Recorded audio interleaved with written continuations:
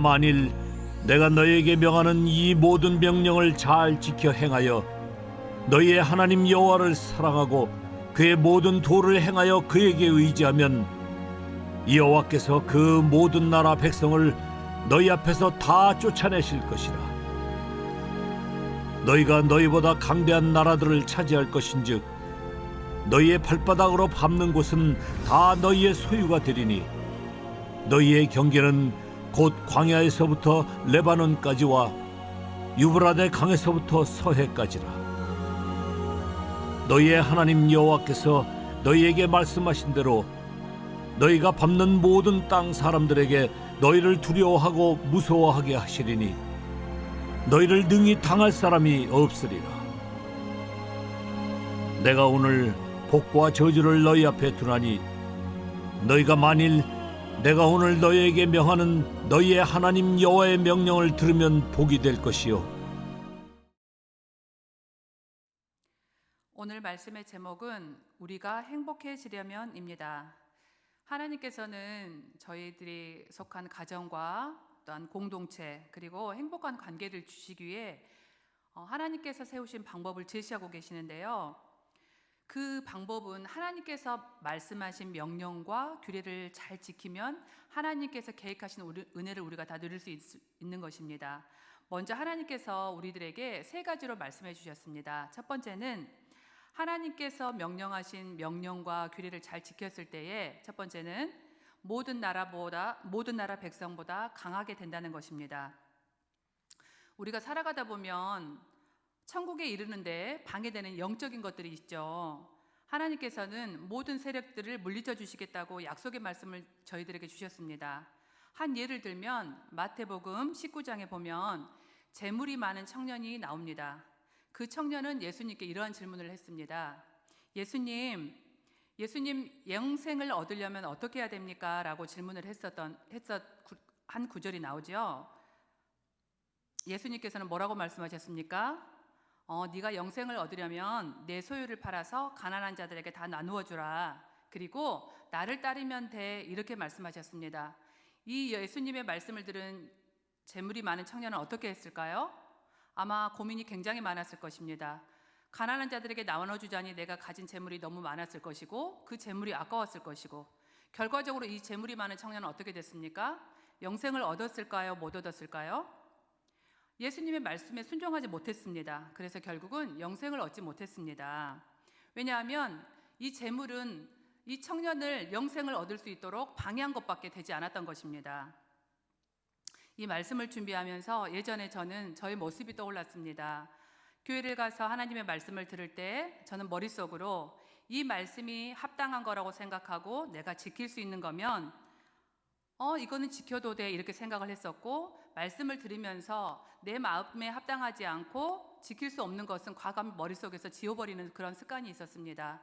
저는 하나님의 말씀도 편식을 했었습니다.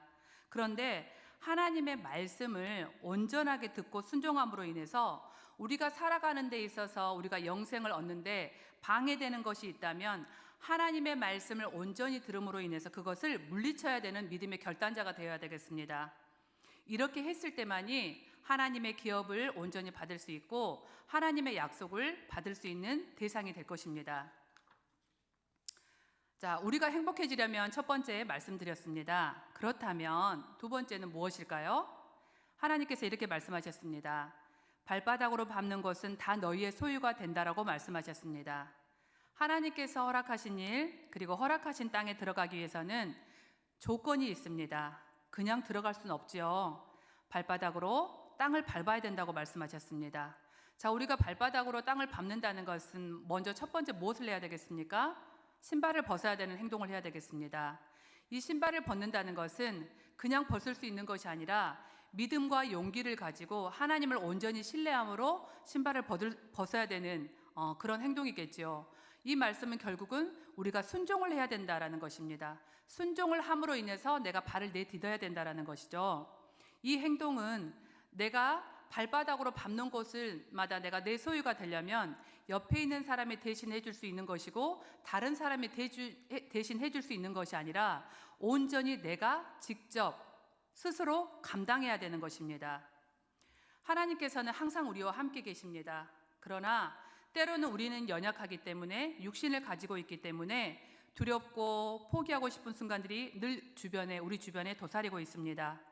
언젠가는 되겠지 이런 생각으로 미루실 겁니까? 신뢰하지 않고 땅을 발로 밟지 않는다면 그 땅은 우리의 소유가 절대로 되지 않습니다. 이 땅을 밟을 수 있는 용기는 하나님을 전적으로 신뢰했을 때만 가능합니다. 자, 우리가 행복해지려면 마지막으로 세 번째입니다. 모든 사람들이 우리를 두려워하게 될 것입니다. 자, 하나님의 명령과 규례를 온전히 잘 지키는 사람을 당할 자는 아무도 없습니다. 저는 이 말씀을 준비하면서 제가 신앙생활을 시작한 지 한 1년쯤 되었을까요? 그때 저랑 친하게 됐던 친구가 갑자기 떠올랐습니다. 그 친구가 저의 이름을 부르면서 엄지손가락과 검지손가락을 이렇게 펴 보이면서 저에게 이렇게 말을 했습니다.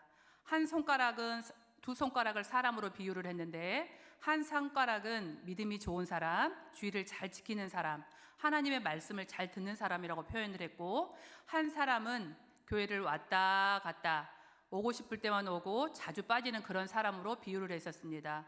그 친구는 저의 모습이, 저의 신앙인 상태가 어느 누구라고 말을 해주진 않았지만 저는 양심적으로 본능적으로 교회를 잘 다니지 않는 사람에 해당됐었습니다.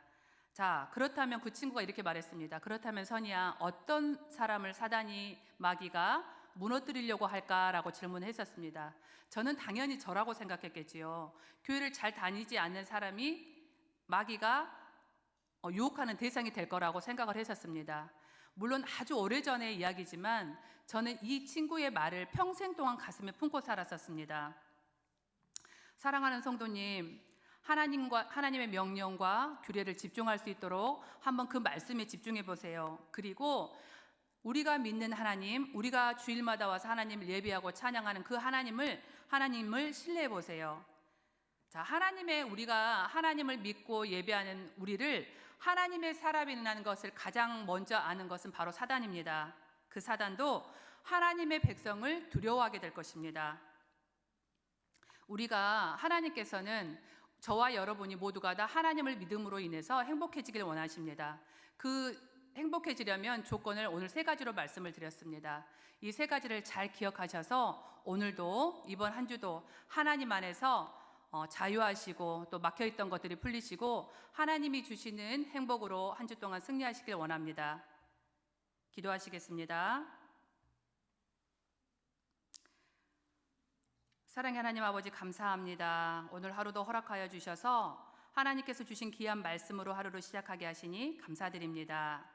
하나님께서는 저희들이 행복해지기를 원하십니다.